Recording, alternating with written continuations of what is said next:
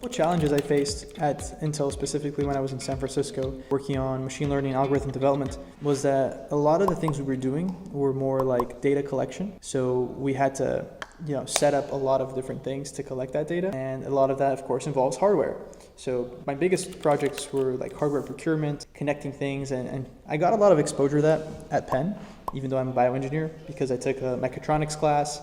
I had a decent understanding of robotics, but that was one of the biggest challenges was, doing that in a classroom is one thing, and then doing it for a project at a company that is going to be using this for, spending millions of dollars on partnerships and sponsorships, and eventually it's going to be deployed in the field is very, very different. So I would sometimes stay over the weekends just making sure that what we were doing made sense. We had to bring in like an external, not necessarily an external consultant, but someone like a lead engineer from another team to come in and help us, because it was pretty much just me doing the hardware. And of course I didn't have the expertise to create like that kind of scale.